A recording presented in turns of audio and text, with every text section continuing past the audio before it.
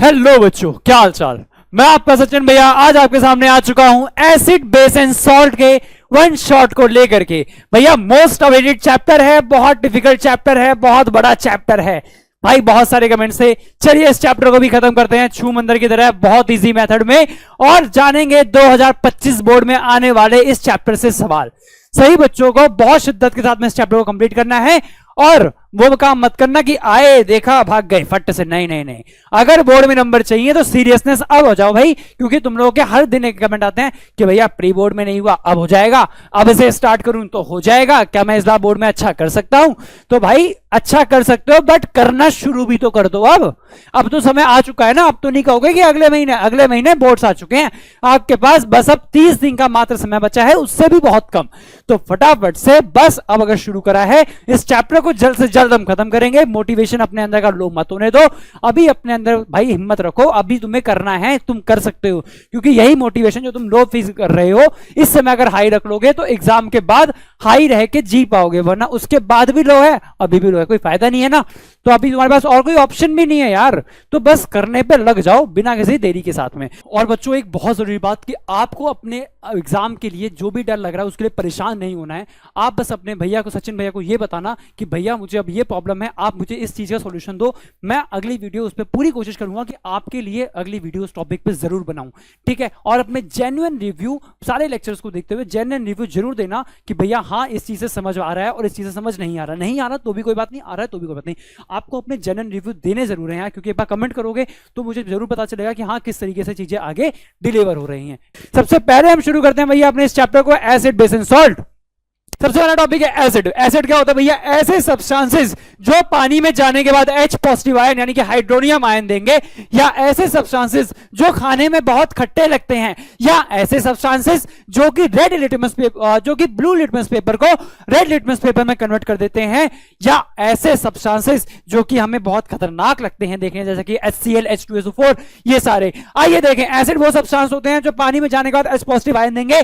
Acid वो substance होते हैं जैसे कि HCl H2SO4 या सिट्रिक एसिड, या हम सबका बहुत ही प्रेमी दैट इज HNO3, या जिसको हम नाइट्रिक एसिड के नाम से जानते हैं। समझ के चलो, अभी गारंटी दे रहा हूं 2025 बोर्ड में आने वाला क्वेश्चन यहीं से आएगा, गारंटी इस बात की। देखो भाई, एसिड सोड in test turn blue litmus paper to red, और ये मेटल से रिएक्ट करता है to give the hydrogen gas. आइए इसकी केमिकल प्रॉपर्टी देखते हैं। मैं बताता हूं इस चैप्टर को बेटा क्लासिफाई कैसे करा गया है। इस चैप्टर में सबसे पहले हम पढ़ते हैं एसिड के बारे में, एसिड की फिजिकल प्रॉपर्टी और उसकी केमिकल प्रॉपर्टी। ऐसे ही हम पढ़ेंगे बेस के बारे में, उसकी फिजिकल प्रॉपर्टी, केमिकल प्रॉपर्टी।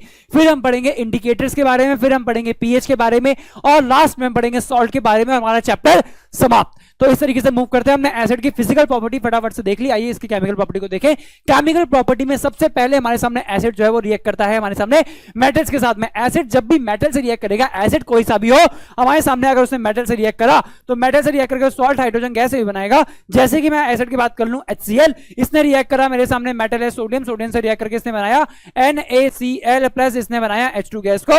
या मेरे सामने एसिड है H2SO4 और इसने रिएक्ट करा सोडियम मेटल के साथ में, तो इसने बनाया Na2SO4+ में half moles of hydrogen gas. याद रखना यहाँ पे जो इसने हाइड्रोजन गैस लिख दिया, हाफ मोल्स नहीं होगा, सॉरी, यहाँ पे भी H2 लिखता हूं मैं, ठीक है। तो यहाँ पे जो हाइड्रोजन गैस निकली है, इस हाइड्रोजन गैस को आप कैसे टेस्ट करोगे ये बताओ। बोर्ड का क्वेश्चन है कि आपके सामने, अगर आपके सामने सर कभी भी H2 गैस निकलती है, CO2 गैस निकलती है, या NO2 गैस निकलती है, तो आप कैसे बताओ। ये एक क्वेश्चन 2025 बोर्ड में आने की प्रोबेबिलिटी मैक्सिमम लग रहा है भाई। तो H2 गैस जब निकलेगी तो याद रखना हमेशा पॉप साउंड निकलेगी। अगर CO2 गैस निकलेगी तो हमेशा क्या होगा, क्या होगा भाई, फिजिंग साउंड।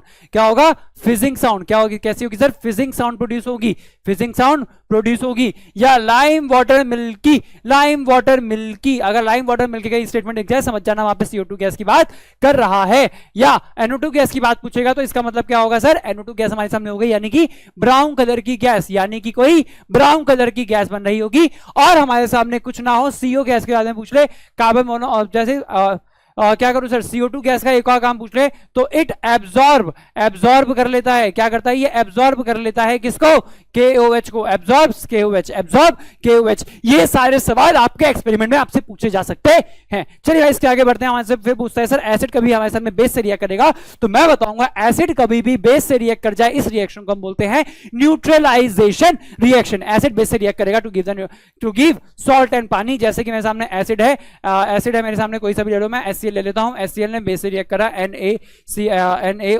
NaOH, तो हमारे सामने ये देगा हमें NaCl, साथ में हमें देगा ये पानी, सॉल्ट और पानी फॉर्म करेगा। हमने कहा ठीक है। फिर हमारे सामने एसिड रिएक्ट करता है मेटल कार्बोनेट के साथ में। जैसे मेरे सामने एसिड है, कोई सा भी हो सकता है भाई, कोई सा भी। मैं ले लूं HCl एसिड को, मैंने दोबारा से लिया, इसको मैंने मेटल के कार्बोनेट यानी कि कैल्शियम कार्बोनेट के साथ में जब रिएक्ट करवाया तो इसने हमें देगा, ये देगा हमें CaCl2 प्लस हमें देगा H2O प्लस हमें देगा CO2 गैस। ये चीजें बहुत इंपॉर्टेंट है एसिड के बारे में। सीधा रिएक्शन लिख रहा हूं क्योंकि इसमें क्या है भाई, acid react with the metal to form the salt and the carbon dioxide gas is general reaction, इसकी ऐसी होती है। ठीक है। तीसरी हमसे एसिड की रिएक्शन, भाई सबसे पहले इसने पूछे एसिड की रिएक्शन बेस के साथ में, एसिड की रिएक्शन पानी किसी भी मेटल के साथ में, और एसिड की रिएक्शन मेटल कार्बोनेट के साथ में, अब एसिड की रिएक्शन मेटल बाइकार्बोनेट के साथ में। तो एसिड मेटल बाइकार्बोनेट से रिएक्ट करके सॉल्ट और हाइड्रोजन गैस रिलीज करेगा। फिर आता है भाई हमारे सामने बेस के बारे में। बेस के बारे में कभी भी याद रखोगे तो बेस क्या होते हैं, ऐसे सब्सटेंसेस जो पानी में जाने के बाद कड़वापन प्रोड्यूस करें, यानी कि OH नेगेटिव आयन दें, जो पानी में जाने के बाद OH नेगेटिव आयन दें,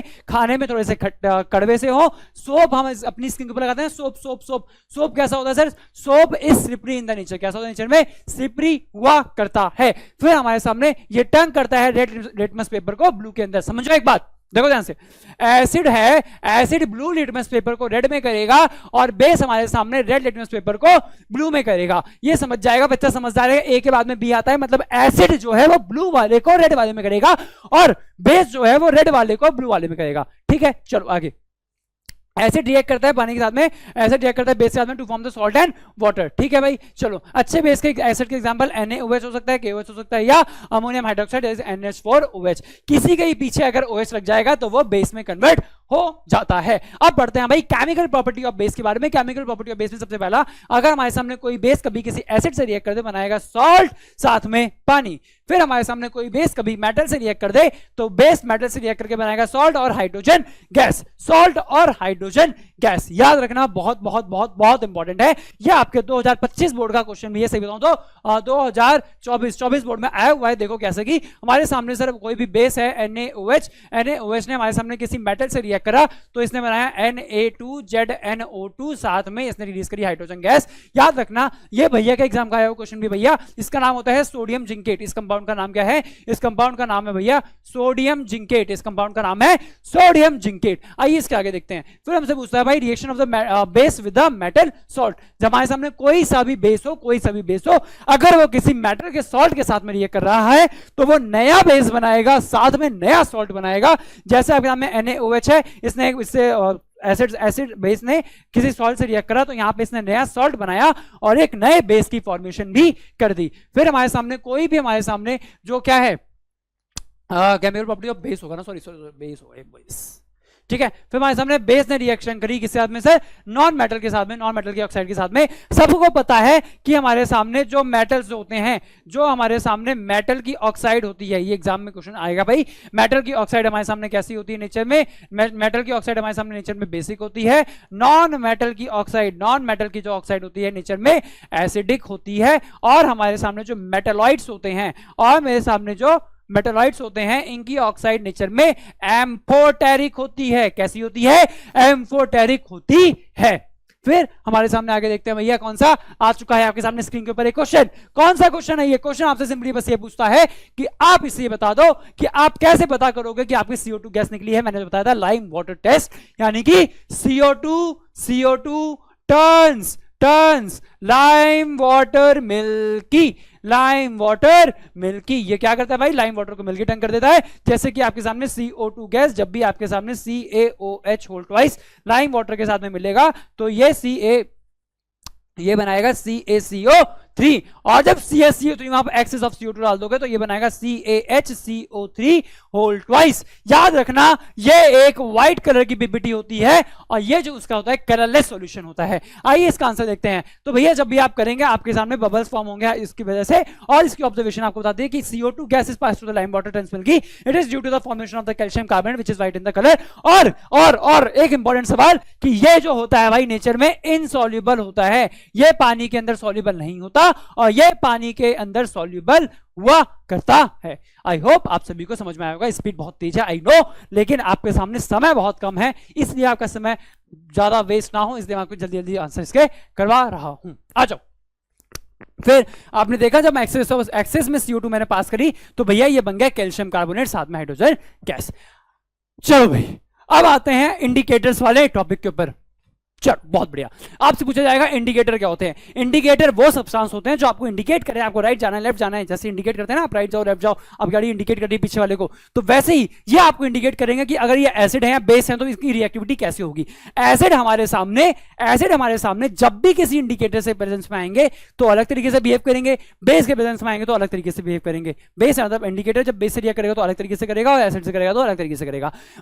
ये अपने या तो कलर को चेंज कर लेंगे या तो अपनी स्मेल को चेंज कर लेंगे। हमारे सामने 3 टाइप के इंडिकेटर बहुत ही नेचर में फेमस हुए हैं। सबसे पहला है हमारा नेचुरल, फिर आता है हमारे सामने हमारा सिंथेटिक इंडिकेटर और फिर आता है हमारा ऑल फैक्ट्री इंडिकेटर।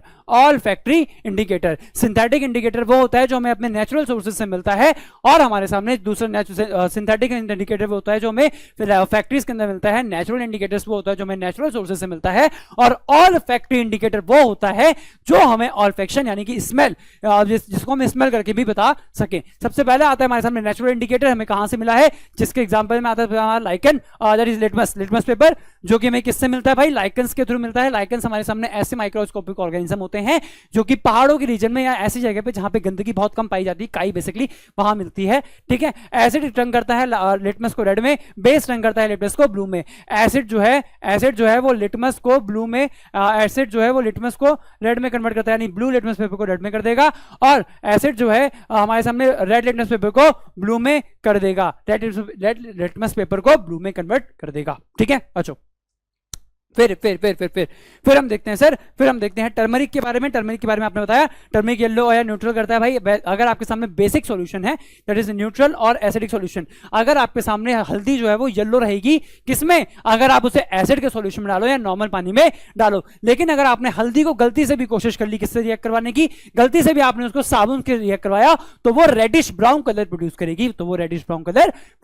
करेगी। और हमारे सामने तीसरा होता है हमारा China rose that is hibiscus, वो भी आपके सामने एक नेचुरल इंडिकेटर हुआ करता है।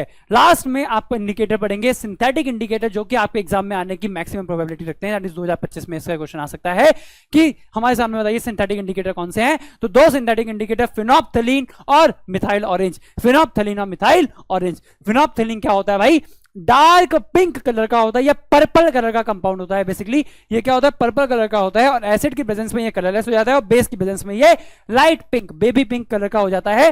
ठीक है, वैसे ये एकदम वॉयलेट होता है, लेकिन जब ये बेस से रिएक्ट करेगा तो बेबी पिंक कलर का हो जाएगा और एसिड से रिएक्ट करने पर ये कलरलेस हो जाएगा। फिर हमारे सामने जो मिथाइल ऑरेंज होता है ये एसिड से रिएक्ट करता है, एसिड से रिएक्ट करके रेड कलर प्रोड्यूस करेगा और बेस से रिएक्ट करके ये येलो कलर भी प्रोड्यूस कर देगा। ठीक है भाई, चलो इसके बाद ऑल फैक्ट्री इंडिकेटर जो कि स्मेल करने के काम में आते हैं। वेनिला एसेंस और अनियन इसके बहुत कॉमन एग्जांपल हैं। ये बेसिकली वो लोग यूज करते हैं जो कलर में चेंज को ऑब्जर्व नहीं कर पाते। तो इंडिकेटर्स की डेफिनेशन क्लियर हो गई भाई, वैसे सब्सटेंसेस जो अपने कलर को चेंज कर लेते हैं जब भी वो एसिड या बेस की प्रेजेंस में आएंगे। ठीक है, और इसके 3 टाइप होते हैं, और नेचुरल, सिंथेटिक या ऑल फैक्ट्री। चलो भाई, इसके बाद हम बात करते हैं बच्चों किसके बारे में, इंडिकेटर के यूज के बारे में। ये पीएच फाइंड करने में हेल्प करते हैं, आइडेंटिफाई करते हैं सब्सटेंस एसिडिक, बेसिक या न्यूट्रल कौन सा है, और टाइट्रेशन में भी इसका यूज होता है। एसिड बेस टाइट्रेशन जो कि हम बड़ी क्लासेस में अपनी स्टडी करेंगे। एसिड बेस टाइट्रेशन में क्या होता है, एक एसिड होता है एक बेस होता है, उनकी आपस में रिएक्शन हो रही होती है। हमें कुछ फाइंड करेंगे किस पॉइंट पे दोनों की कंसंट्रेशन आपस में बराबर हुई है कुछ, लेकिन हायर क्लासेस का है, आपको इसके ध्यान नहीं रखना है, इसके परेशान मत हो। ठीक है, बस एक एप्लीकेशन के तौर पे देख लो। ये आपके सामने जो है फिनोप्थलीन है, इस आपको दिख रहा है पर्पल कलर का है। ये ऐसे थोड़ा सा कलरलेस हो जाता है जब भी ये किससे रिएक्ट करता है सर, जब भी ये एसिड से रिएक्ट करेगा, बेस से रिएक्ट करने पे ये पिंकिश कलर का हो जाएगा। अब बात करते हैं पीएच के बारे में। पीएच का मतलब होता है भाई पावर ऑफ हाइड्रोजन। पीएच का मतलब क्या होता है normally, power of hydrogen. Power of hydrogen हमें बस ये बता रहा है कि भैया आपके सामने देखो पूरा स्केल है ये, जहां पे आप 1 से स्टार्ट करते हो अपनी टेबल को और 1 से स्टार्ट करके आप 14 तक पहुंच जाते हो। ठीक है, अब आप देख सकते हो कि आपके सामने पर्टिकुलर रेंज है कि अगर 0 से 3 के बीच में है, 4 से 6 के बीच में है, 7 पॉइंट पे आपका न्यूट्रल है, 8 से 10 और 10 11 से 14, ये आपके सामने पूरी रेंज आ रही है कि आपका एसिडिक है, स्ट्रांगली एसिडिक है, वीकली एसिडिक है, न्यूट्रल है, स्ट्रांगली बेसिक है या वीकली बेसिक है। तो इस पर्टिकुलर केस में आपके यहाँ पे hydrochloric acid, sulphuric acid strong acid होते हैं, विनेगर और लेमन जूस आपके सामने वीक होते हैं। लेकिन आप वहां पे बात करो प्योर वाटर न्यूट्रल है, बेकिंग सोडा या सोपी वाटर आपके सामने जो है वो थोड़ा सा वीक बेसिक है, लेकिन सोडियम हाइड्रोक्साइड और ब्लीच आपके सामने स्ट्रांगली बेसिक हुआ करते हैं। फिर आप बात करते हैं अपने पीएच की कुछ importance in the daily life, तो आप वो देख सकते हैं कि भाई आपका पीएच सेंसिटिव, हम पीएच से बहुत ज्यादा सेंसिटिव है, मतलब कि अगर बहुत ज्यादा आप एसिडिक चीजों में जो प्लांट, अगर मिट्टी बहुत ज्यादा एसिडिक है, बहुत ज्यादा बेसिक है, तो वहां पे प्लांट ग्रो नहीं कर सकता। हम बेसिकली 7 के आसपास का पीएच सर्वाइव करने में हेल्प करता है, दैट इज 6 पॉइंट समथिंग से लेकर के 7 पॉइंट समथिंग तक का जो पीएच होता है, 6 to 8 के बीच के पीएच के 6 to 8 का जो पीएच होता है, इसी के बीच में हम बेसिकली अपना काम करना प्रेफर करते हैं। ठीक है, अगर मैं ह्यूमन के डाइजेस्टिव सिस्टम की बात करूं तो ह्यूमन के डाइजेस्टिव सिस्टम के अनुसार ह्यूमन का जो पीएच होता है, उसकी स्टमक के अंदर एसिडिक पीएच होता है, उसकी जो लार्ज इंटेस्टाइन, वो स्मॉल इंटेस्टाइन होती है उसके अंदर, हाँ उसके अंदर वहां पे थोड़ा बेसिक पीएच काम करता है, और हमारे माउथ के अंदर भी एसिडिक पीएच ही काम करता है। और अगर मैं अपने माउथ के अंदर के पीएच को एसिडिक नहीं रख पाता, अगर उसको पीएच को एसिडिक पीएच को कम नहीं करता हूं, मतलब बेसिक में नहीं लाता हूं, तो मेरे दांत भी सड़ने के चांसेस होते हैं, मेरे दांत कोरोड होना शुरू हो जाएंगे। इसलिए हम सुबह सुबह उठते क्या करते हैं, टूथ ब्रश करते हैं। क्या हम करते हैं, टूथ ब्रश करते हैं, क्योंकि टूथपेस्ट हमारा बेसिक इन द नेचर होता है। तो हमारे माउथ का पीएच अगर कुछ पर्टिकुलर क्वांटिटी यहां पे दे रखी होती है, उससे कम होगा, दैट इज बिलो 5.5, अगर हमारा पीएच फॉल कर गया यानी और एसिडिक हो गया, तो हमारे दांत कोरोड होना शुरू हो जाएंगे। नेक्स्ट हम बात करते हैं बच्चों यहां पे सॉल्ट के बारे में। किसके बारे में, सॉल्ट के बारे में। सॉल्ट क्या होते हैं, ऐसे कंपाउंड जो कि एसिड और बेस की रिएक्शन से बने हैं, ऐसे कंपाउंड जो कि एसिड और बेस की रिएक्शन से बने हैं। The product of the neutralization reaction is our salt. Salt में सबसे पहले हमारे सामने आता है, सॉल्ट में सबसे पहले हमारे सामने आता है कॉमन सॉल्ट, जो कि हम यूज करते हैं। कॉमन सॉल्ट का क्या काम है, कॉमन सॉल्ट हमारे सामने बेसिकली हर घर में पाया जाता है, आयनिक कंपाउंड है, सोडियम और क्लोराइड के मिलने से बनता है।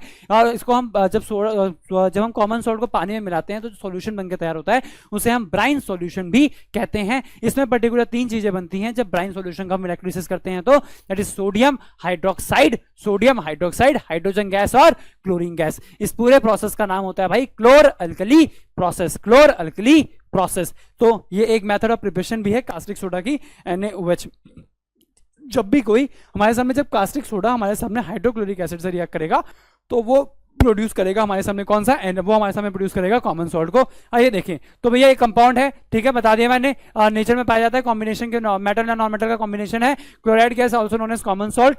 ये हमारे सामने हाइड्रोक्लोरिक एसिड है, जब ये करता है सोडियम हाइड्रोक्साइड के साथ में, न्यूट्रल भी होता है नेचर में, तो पीएच वैल्यू जो कॉमन सॉल्ट की अबाउट 7 के आसपास रहती है। तो जो हमारे सामने sodium chloride is used to enhance the taste of the food, और ये बहुत सारे केमिकल के मैन्युफैक्चरिंग में भी यूज होता है। बाकी मैंने आपको बताया जो caustic soda, sodium hydroxide, basically क्या है, इसको हम कास्टिक सोडा भी कहते हैं। और ये हमारे सामने जो ब्राइन सॉल्यूशन है, ब्राइन सॉल्यूशन मतलब क्या, NaCl प्लस में पानी, इसको आप ब्राइन सॉल्यूशन कहते हो। जब आप इसका इलेक्ट्रोलिसिस करोगे तो आपको मिलेगा NaOH, आपको मिलेगा Cl2, आपको मिलेगा H2, ये सारी चीजें आपको मिल रही होंगी, ठीक है। फिर आगे हम बात करते हैं क्लोरल की प्रोसेस।